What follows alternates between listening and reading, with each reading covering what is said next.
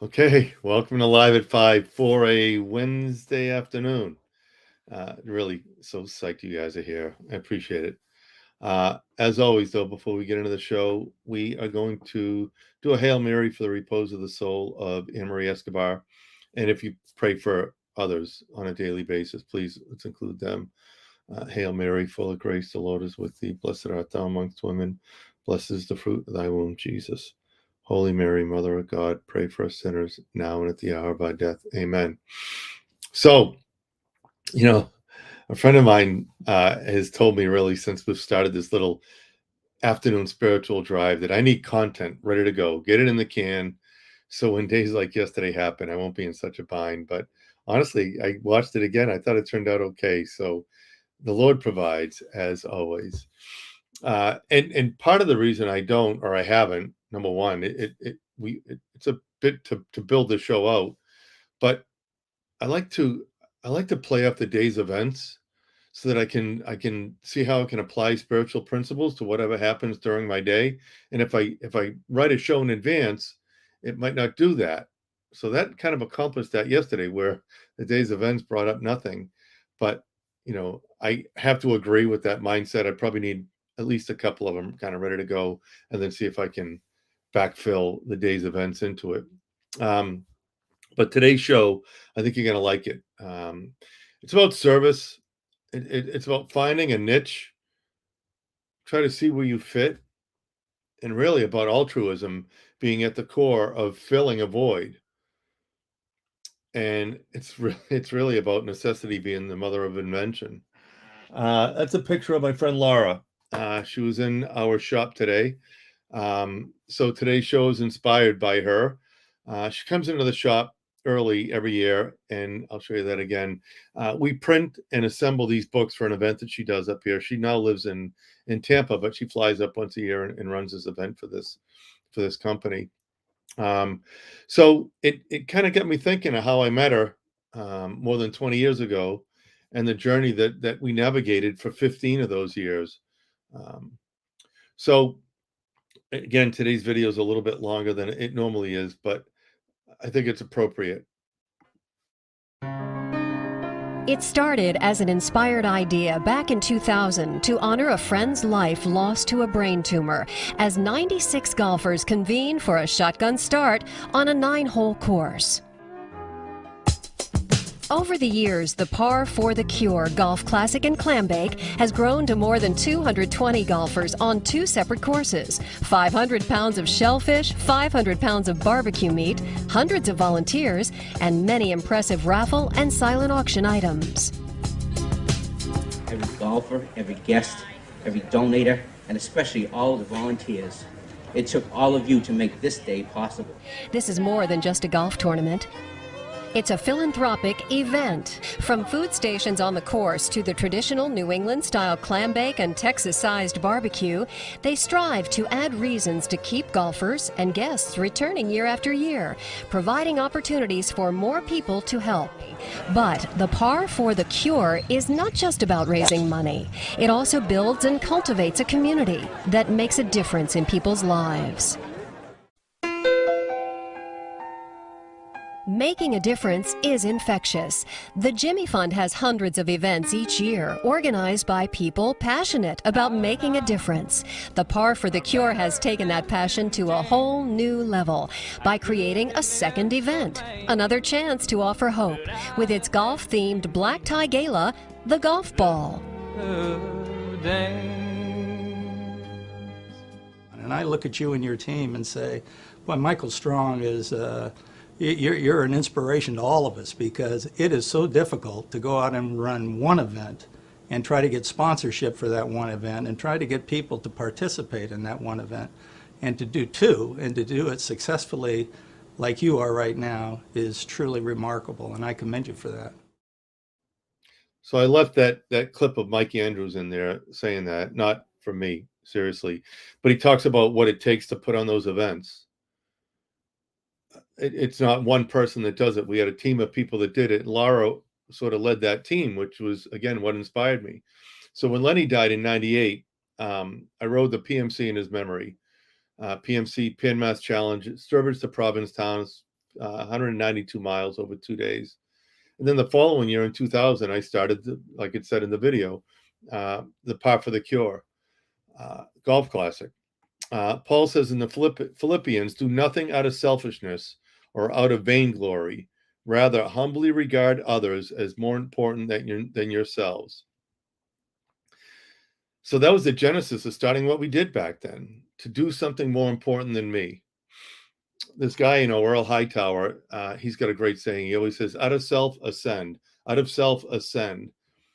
I get outside of myself, outside of myself, and I ascend to him. So anyways, this one year I was riding the PMC, and I felt inspired to start this golf-themed black tie gala, like it also said in the video. In hindsight, honestly, like it might have just been heat stroke or some of the 192-mile delirium.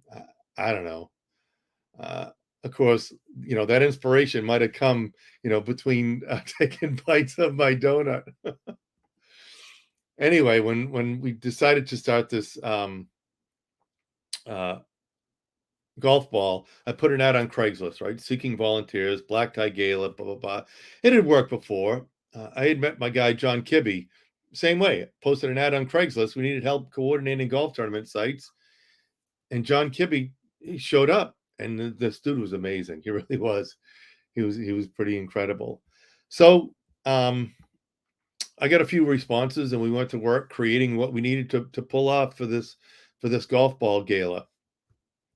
So after a few meetings, I had a really bad feeling in my gut. They were all very nice people, but I'm sitting in this one meeting, and it was just at a Starbucks. I remember it over in Newton, and I go, "We're sunk, man." They didn't know they did not know the first thing about running a gala. So Matthew says, "Ask and it will be given; seek and you will find; knock and the door will be open to you." So I became a seeker. What I found when I saw it was remarkable. I went onto this site called Young Professionals, and I looked up event planners, and I sent random emails to 10 different people. 2 women answered that email. One of them, I have no clue who she was, and the other was Laura. I met those 2 women for dinner. I explained my situation. Laura said she was in, I don't even remember if the other woman ever came to another meeting. She may have come to one meeting. But Laura didn't know me from anyone.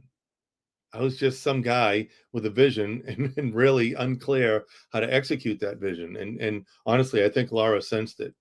So she showed up, and we pulled off that first golf ball. It was amazing. You saw the pictures in that opening video. So together, Laura and the rest of our team, John Kibbe and some others that you'll see some pictures of in a little bit, we hosted 9 golf balls and 20 golf tournaments. Right? Pretty incredible. We did those all of that with really a very small group of volunteers. That's kind of the main group of volunteers for both the golf tournament and in the committee. But Laura was the glue. I had a vision for all of this, and she brought that vision to reality because she knew how to execute. She had run tons of events before for some other people. And so she sat there and she ran planning committee meetings for both the golf tournament and the gala. And along with people like John, Lauren over there on the left, Kristen, who was an amazing event planner, very, very, very creative, and my buddy Shannon, we managed to kind of pull all of that off. And she also, give Laura credit, she knew how to manage me, which is never an easy task. Anybody that knows me is I'm pretty intense, but I'm also kind of focused on the next thing and the next thing. And I wanted big. I wanted this to be a marquee event for the Jimmy Fund. We had a team of volunteers, and they were pulling things together. But she was able to kind of make my vision a reality. those golf tees. I had a vision. I could see these things as our centerpiece. Kristen said this Harvard club has whatever they were, 30-foot ceilings, 25-foot ceilings. We need to go big. So I had my guy John Carney make a prototype, and John Kibbe says, "Yeah, I'll get it done." And made those golf tees. So it was like 24-inch or 28-inch golf tees. And somebody else like made the flowers, and Kristen helped make the flowers and decorate. And that is what we got. 25 tables of people. It was insane good. It was just so insane. And so she was our director of operations. And she was at all the events, but all of these pictures, I think she's chasing down me. But what she did was allow me, like, I like shaking hands and kissing babies. I could walk the event and knowing the plan that we had discussed as a committee would be executed. I also think she allowed me to take a break. Oh my gosh. She oversaw all the volunteers, committee meetings, kind of bringing everybody together. There's John Kibbe, aka Charlie and Charlie's Angels. So another thing is our tagline was honoring lives and offering hope. And she helped us honor people like Lisa Sherber, who was the play lady over at the Jimmy Fund. Larry and Judith Theriot, the twins, who were diagnosed with brain tumors at very early age, 18 months old. So Laura also kind of kept me on a timeline, right? So when I see this picture, I always think, she might have like needed me for something. She chased me down. Mike, I need you. And then the photographer's like, okay, here's a picture. And she was just amazing. And they say there's a wrench for every nut, right? Guess which is which here.